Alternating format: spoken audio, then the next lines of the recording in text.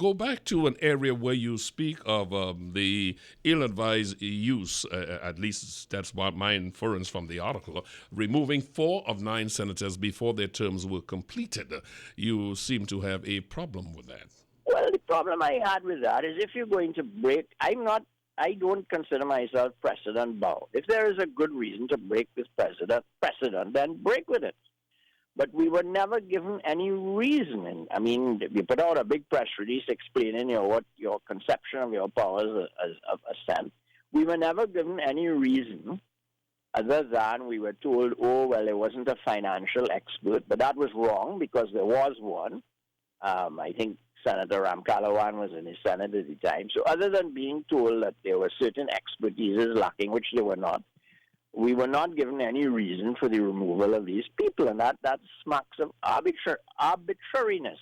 Mm-hmm. And the last thing we want, before you break that tradition of leaving your predecessors' people there, the last thing we want is more upheaval every time there's a change in office, and you run all these state enterprise people out of office regardless of their performance, and you run this one out of office. I mean, in some of our neighboring islands, it's so bad that the cleaners get changed when the government gets changed. And we need to stop all of that. Yes. We need to assume that if we give somebody responsibility for high office, they will carry it out with integrity unless we find out otherwise. Particularly when one holds the position of an independent senator. But of course, mind you, there's some goings on now with the independent senators, as you know, has disturbed the conscience of the public. But let me do the vernacular. I was coming to that, you know. I know you was coming to that, right? You preemptively. Let me put it to this way, Rennie. Before you come to that, as a private citizen, if I want, let me put this very delicately, as a private citizen, as long as I have my wife's express or implied consent, I could hug up a girl in a carnival band. As a high official, that have problems. Yes. Put it to you like that. And people simply have to understand. I always tell people, I used to be a fairly grumpy kind of fella, especially when I was late for court. And when I became an independent senator, and people that I didn't know from Adam would stop me in the street and say, Daly, that thing you say yesterday, or that thing all you have in Parliament. And no matter how bad-tempered or late I was, I recognized it was an obligation of my public office to stand up and speak properly and pleasantly to these people. Yes. And so people have to make the transition from what they can do if they have an exclusively private life and from what they do when they hold public office. And unfortunately, there are some restraints that one has to observe. An extrovert like me, the restraints don't come easily.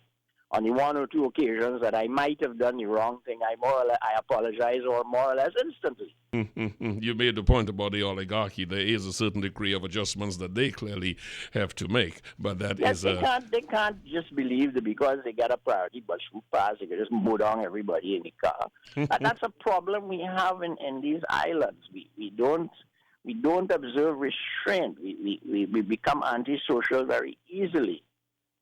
affected, I think is how my Affected, mama would put it indeed. $28,500. You seem to have a problem with $28,500. Well, I expressed my view at the time, and there are people who disagreed and so on. What I would like to know is, what I would have liked, I don't know if there was ever a clear statement that once residence was relocated, but let's leave the president No, well, I want to leave the president alone. But I was struck by the area that you said there may be some other charges in addition to the 28,000. I read in the newspaper that the Auditor General had raised some things. That's for you guys in the media to go and find out what those things are. But I read that the Auditor General had queried certain things. You see, Rennie, I want to come off the office of the president. Yes. We have a general problem in these islands with not observing restraint and as you say, not being affected by, the trappings of power and not being what I call normal, and that is what I'm afraid affects not only office holders, but their entourages, give them a lot of basket too. I remember going to carnivals that years ago, and there was one I didn't particularly want to go to, one of these all-inclusives. And when the Prime Minister of the day arrived, For my sins, I had the table next to him. I wasn't a high official or anything. I just happened to be within earshot. And when the Prime Minister was seen approaching, I heard someone say, "Look, the chief come in." And from each point of the compass, a full plate of food arrived. Now, I don't know if he was hungry, and I don't know if it was necessary to rush him down with food as he arrived. And that kind of thing can go to your head after a while. You know, one day you're cooking your own food, helping your spouse with the washing up, and the next day you have people at your beck and call, and you have to keep your head on. It is one of the reasons folks say it is the most addictive drug in the world. When you have people just at your beck and call, and suddenly you must give that up. You will do everything to ensure that you remain there. Yeah, but if you treat people in your normal life, you treat people with a certain amount of respect and so on. Why does that have to change? In fact, the requirement that you treat them with respect increases when you hold public office, because if you treat them badly, then you bring the whole idea of public office into disrepute, and that's one of the reasons people are just so generally disgruntled, in the way that office holders behave. You can't just cut yourself off because you know now the whole of an office and go everywhere with this massive entourage, and if you're going to an all-inclusive fete, you had to take 40 friends with you and so on. That is all wrong, and that is what is affecting the ability of people to perform their office fairly and sensibly. Everything has just got too puffed up, in my view. And I am just not a puffed up person, and I've held reasonably important offices, both in the private sector and the public sector, and I've tried to behave myself. I might not have always succeeded, but I'm very aware of the obligation. Noblesse oblige, you're expected to behave in a certain way. I'm very happy that you were given the public responsibilities. So the grouchy old man has been tempered into a very affable gentleman. Well, yes, but there's a person who is responsible for that and would not let me behave badly. or grumpily. Senior Counsel Martin Daly is my guest this morning. We're having brunch. Are you as disquieted by the freeing of the in the gang laws charges, freeing, what was it, of 13 people, because in fact it was charges were laid indictably as against summary? Oh yes, that's another whole can of worms that I'm actually doing some research on that now. That's another whole can of worms that we have to look at. Why is it we pass this bad legislation? And why is it we have to have these disasters? Of course, one reason we pass bad legislation. The thing is, Rennie, for my sins, I have volunteered to do a lot of things in the course of my life. A lot of it was unpaid, and I get insights into things. And you cannot run a parliament on the basis that you can arrive there at 10 in the morning on 1:30 in the afternoon, and at 3 a.m. the next morning in a freezing cold chamber, you can make sense of anything. So the whole way we go about passing laws, either with ridiculous deadlines, some of which are self-imposed, some of which are imposed by international agencies.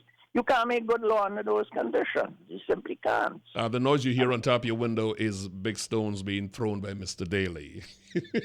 Well, no, not me. I don't throw stones. I just try to give a little commentary, and I might be a little robust in my language sometimes, but I try my best. I just concerned I don't have anywhere else to live, and I grew up in a very happy camper and a single parent. I come from a single parent family. We grew up modestly, not poor, but modestly in Newtown.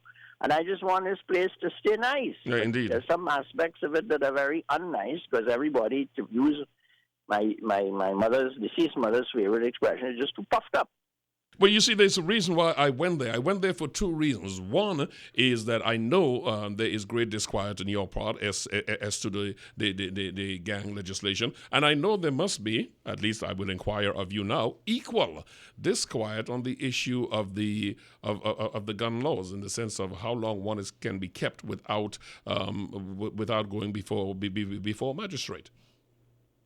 Yeah, well, you see, if you're doing things incompetently and getting bad results, that's when you cut corners, and that's when a state goes down the totalitarian road. So even though lawyers and other commentators get cursed for preaching restraint, it's a very easy thing to start cutting corners and saying, oh, this isn't working, that isn't working, get rid of the jury. Part of the research I've just finished doing this yesterday. was about a famous case in England. It was a fraud case called Blue Arrow, in which basically the Court of Appeal said that no jury who heard evidence over a period of many, many, many months could be expected to deliver a fair and impartial verdict. Precisely. For the simple reason that they might not remember all that they heard over a period of months, far less 3 years. And that is exactly why that case holding over for more than 2 years, there is no way you can have a consistency, you can have a recall that good that you can render an appropriate verdict. No, so that is not so. That is an incompetence. To have a case run like that is an incompetence. It must be a different way of doing it. And so I'm not saying the jury did the wrong thing. I'm not questioning the verdict. But understand that you can't get the best out of people, either if you keep them in the parliamentary chamber until 3 a.m. in the freezing cold, or you keep them come into the courthouse, for 3 years, punctuated by hold-ups over evidential arguments and so on. I am looking at one other thing, Senior Counsel Daly, our guest this morning, is this question of the detection rate by the police, but more importantly, the collection of information, evidence, and what goes to court, and how how judges are finding that, in fact, this was not properly garnered. They are finding that this does not hold up. People are going free. It does leave the criminal free, and it has occasioned an injustice to those who were held, and in many instances for long periods in remand. I know you have an opinion on this. But the point about it is, Rennie, if you have the murder rate that we do and the violent crime rate that we have to do, you can't run your forensic science center with one pathologist, and then every so often the pathologist contract runs out, and then there's big outcry what's going to happen to all the pending cases, and then you have to rehire the same person. I mean, we have been making the same mistakes over and over again, and it's not a good reason. That kind of incompetence is not a good reason for saying get rid of the jury. You have to examine why the system is failing. And, for example, what goes on in the Forensic Science Center, the people there may be very competent, but they don't have the requisite support. You can't have one pathologist, operating in a country like this. These are basic things that need to be attended to. You will see in a little while again the pathologist contract run out. Oh, huge outcry. What's going to happen to be the pending cases? Nobody's doing any succession planning. These are the nuts and bolts things that when you lead a life of public service and you spend a lot of time in the private sector, you learn about. And we need to deal with those things.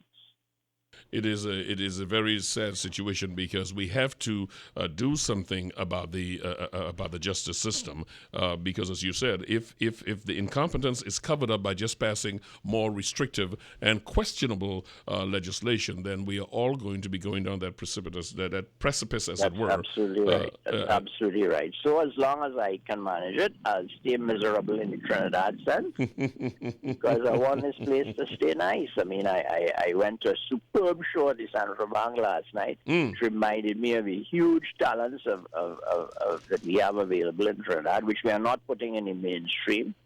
We're going on some cruise, and all of these actors that I saw last night should be the ones getting the support. At the end of the day, there is a lot of talent, there's a lot of good in this country, and I'm always encouraged when learned folks like yourself take the time to point out what is there. Your column is always a source of enlightenment, and for that I appreciate you in the first instance, and I thank you for making the time to be with us this morning. Well, you're very welcome. You go and have my brunch now, if I may. You may be getting a call. Because you kind of offered your service and then you qualified it by saying no, but don't call me. But no. That's one thing. I don't ask or look for anything. I can manage without a priority bus route pass. I can manage without all those things. As I had calls to tell a government minister once who asked me if I had any friends, I say I not only have friends, but I have my own food home. Well, hello. You don't have to eat her food. That's right.